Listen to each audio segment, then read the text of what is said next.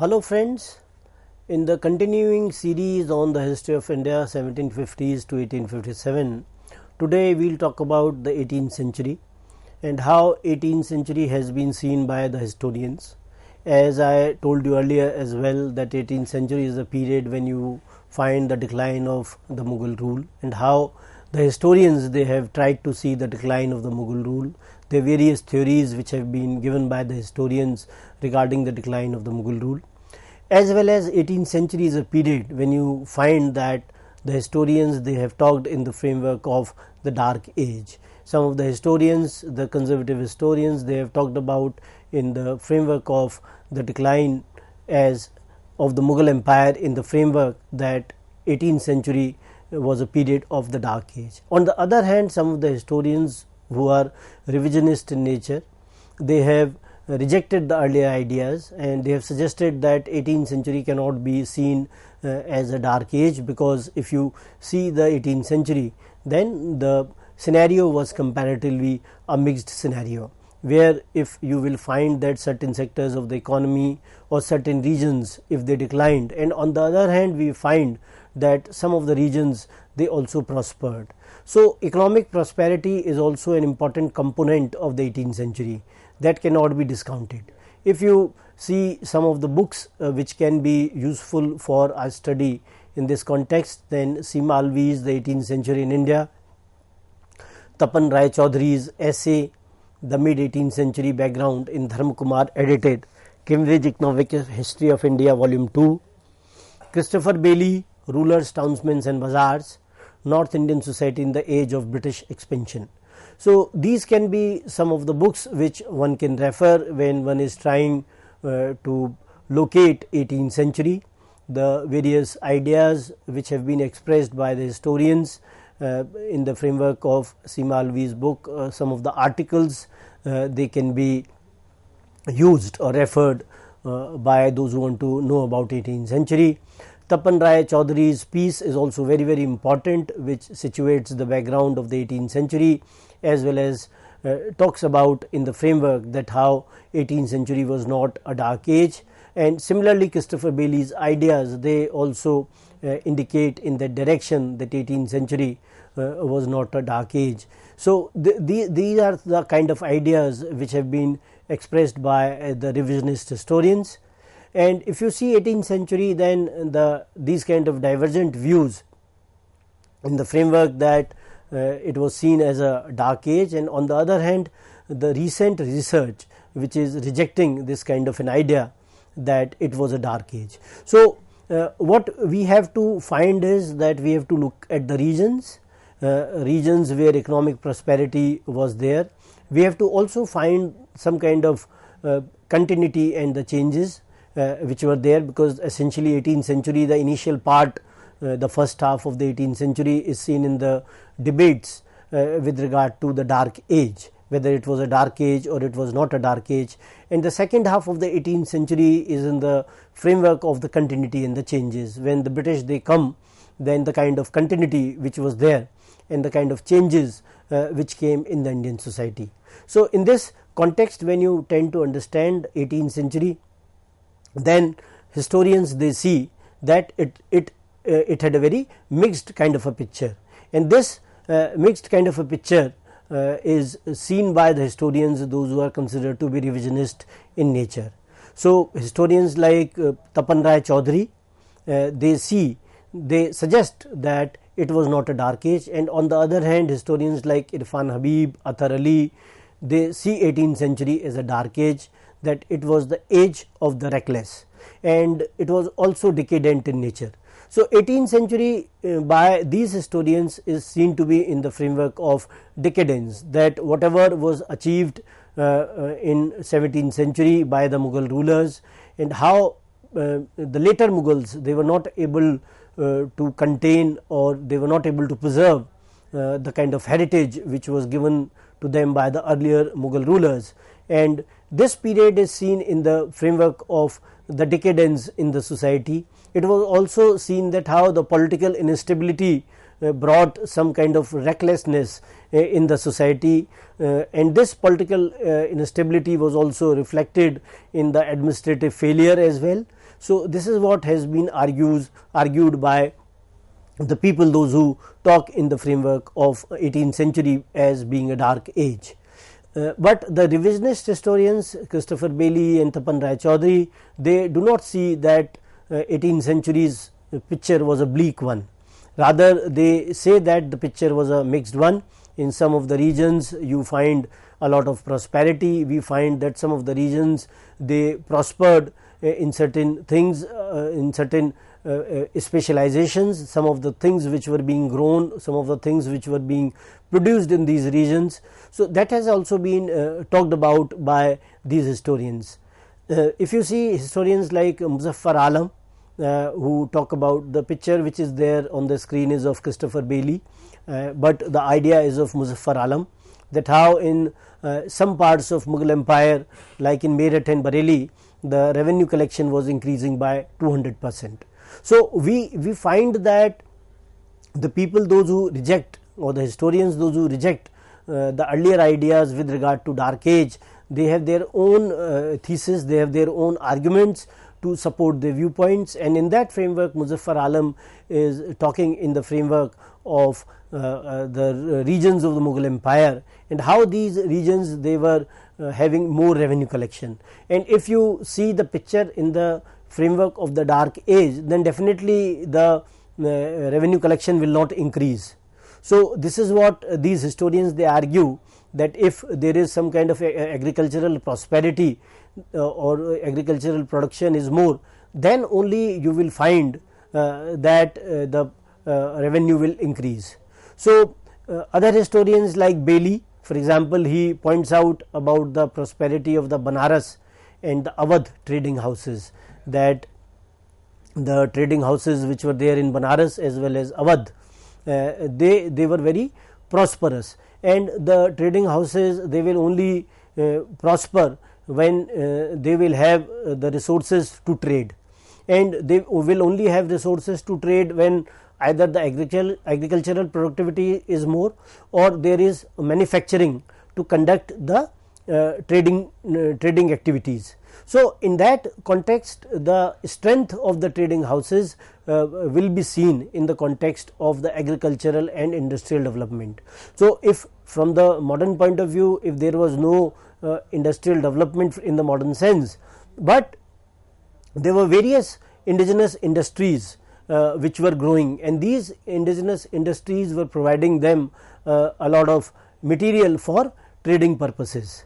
Tapan Rai Chaudhary, for example, he in a way criticizes or refutes the ideas of the historians who equate the decline of the Mughal Empire with some kind of a sharp downward trends in the Indian economy. So, he rejects this idea, and he also did not see it as a general decline in India, and he also says that the cotton, textiles, they flourished, and the sugar in Bengal, it remained unaffected. He also points out that the Agra under Jats and Maratha occupation was a flourishing city until 1787. So, we find that these historians who are called revisionist in nature, they are suggesting or they are suggesting that the decline of the Mughal Empire should not be seen in the framework that the Indian economy was also going down. He suggests that this kind of a political disarray, this kind of a political recklessness, this kind of a political decline should not be equated in the context of the decline in the Indian economy. So, he rejects this idea, and he says that if you see the certain sectors like cotton, sugar in Bengal, both of these regions in both of these sectors in this particular region, they were growing, and when these then they were growing, then we cannot equate this kind of a economic prosperity within that particular framework. That economic prosperity was there, and political decline should not be equated within the framework of the economic decline. So, this is what Tapan Rai Chaudhary argues, and he also says that if you see the situation of Agra under both the Jats as well as the Marathas, so it was a flourishing city as late as 1787. You do not find any signs of decline in Agra. So, to argue that any kind of a decline was only concerned with the political decline of the Mughals. So that is what Tapan Rai Chaudhary he rejects, and he also talks in the framework of the resilience of the economy, that how the house of the Jagat Seths were the financial magnates in Bengal, and they had this capacity to dispatch the revenue of eastern province as hundi drawn on their Delhi agents. So when Tapan Rai Chaudhary is talking about the family of the Jagat Seths, that how these Jagat Seths, they were very wealthy, and they had this kind of a capacity that they could send the revenue of the entire province as some sort of a hundi to their Delhi agents. Hundi was some sort of a letter of credit, that how so this also shows some kind of a linkages as well, that when Jagat Seths, they were sending that particular money to Delhi. So the Delhi agents had that kind of money with them, that because the money physically would not transport from Bengal to Delhi, but Delhi agents, they have to give it on their own. So they have this kind of a capacity to pay that money, and at the same time the Jagat Seths, they had that kind of a capacity that they can absorb that money which will be given to them by the ruler to transfer that particular kind of a money to Delhi. It also shows the kind of linkages which were there between these kinds of areas. Delhi and Bengal, they shared such kind of linkages, and at the same time it also showed the strength of Jagat Seth as some kind of financial magnate, that he had this kind of a money, and this kind of a commercial network was there between both the places. And Bailey as well as Tapan Rai Chaudhary, they also talk about the financial sophistication of the instruments of exchange like hundi or letter of credit, that this hundi, it must have been developed in the period of the political disarray, because it was very difficult to travel with the bullion. And if you hundi was some kind of a letter by which was given or taken by a trader when one was visiting from one place to another. So some kind of a commission would be paid by that particular trader or a person who is taking that hundi at the place where the letter is being issued, and then he will go to the area where he has to collect that money.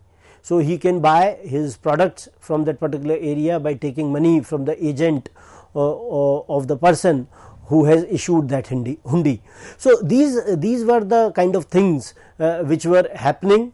So these are the sophisticated kinds of instruments, and these kind of instruments of exchange must have developed during the period when you have this kind of political disarray. Then what we also see is that by the mid 18th century, the development of the market forces, they also had made some kind of inroads into the subsistence character of the Indian agriculture. So this is what Tapan Rai Chaudhary argues, that the market forces, they were also making some kind of intrusion into the subsistence character of the Indian agriculture, and when this kind of an intrusion was being made, then definitely the aspects of commercialization of agriculture, as it happens as well, that we find that commercialization of agriculture takes place, and because of which you find some kind of segmentary commercialization in the agricultural sector. We also find that some of the products which were made by through the Dadani system, for example, how some kind of a wage labor relationship between the merchants, those who were giving that kind of a money to these people to produce those goods, they also developed. So we find that this kind of a segmentary commercialization of agriculture could be seen during this particular period. If we see 18th century in the framework of the farming technology, we find that the farming technology did not develop. It was backward and stagnant. No new developments during this period. Iron plowshare was not in much use. The masses were in poverty and high, but the important aspect was in the framework of the high yield per acre, that even during this period the production was high, and the yield of per acre in terms of cotton, if we see in the 18th century, was higher than in America. So when you tend to compare India and America, then we will find that India was producing more in terms of cotton when you compare it with America of those times. So, even when the farming technology had not developed in India, it was when you compare it with the agricultural developments which had taken place in Europe, in their comparison the farming technology was comparatively very weak. But when you see that the production as well as the productivity was not less, and the yield in terms of India was comparatively very high. So, we find that the masses they were, but at the same time the masses were in poverty. So, how this kind of a situation was there that masses were in poverty, and it could only be the reason that how they were being exploited by the rulers, those who were ruling them, how they had to pay a very higher rate of revenue or taxes. So, that was one aspect because of which we find that there was widespread poverty.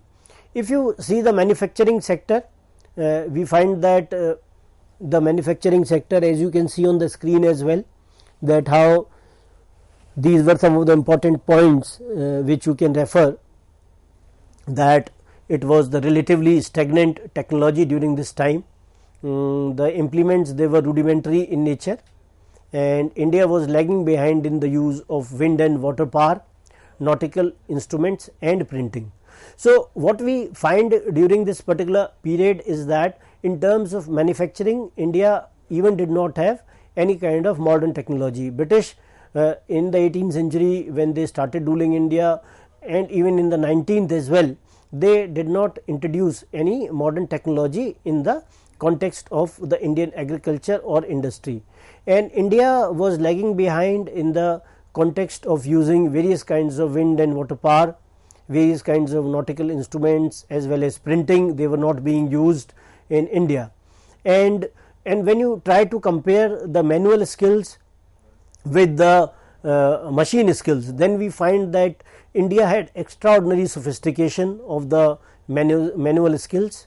The manual skills in India, they were comparatively very high, and despite that no modern or new innovations were not conducted, even then India produced such kind of goods which were highly prized in Europe. And in certain sectors we find that, for example, ships in Surat and the manufacture of heavy guns, that had also taken place. So, despite India not being provided any kind of thrust by the British when they started ruling India in the second half, Indians were they were able to produce goods which were of very high quality when you see in the context of the manual skills which were displayed by them. When you tend to see the factors of unchanging character of the technology, we find that there was a very slow change in the market demand. The market demand was not changing very fast, and in India we do not find any kind of explosion, population explosion was not there, and the rural sector, it remained source of supply rather than a market for the products. So, if you see these kind of factors, that the market demand was not increasing, if we see that in India population was not growing to such an extent that we can call it a population explosion, in the rural sector it only remained as some sort of a source of supply. Rural areas were only supplying goods to the urban centers, and it was not becoming some sort of a market in itself, it was not becoming some sort of a consumer in itself. Then how will the urban centers will send the finished products to the rural areas? So, these were some of the reasons that we find that the technology did not change. We also find that technology did not change in the traditions, the traditional handicrafts industry which was more manual in nature, etc., it continued. If you tend to see the situation of trade, then we find that arangs were the centers in the mid 18th century, where you will find that the long distance trade, the products or the staples, they were procured from arangs or the localized center of production. So, arangs were the localized centers of production where things they were being produced, and people they were coming to these arangs and then they were purchasing products from these arangs, and this is how these arangs they developed as well. This is how specialization also developed in certain areas as well.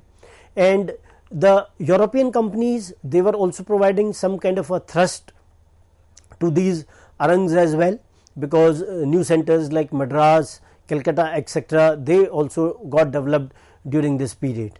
So we find that some kind of earlier traditional methods which were being practiced, or some of the methods which came up during this particular time. So Dadni was one method which we see, or one system which we see, that how the merchants control it grew over the producer as well as the production as they purchased from the arangs.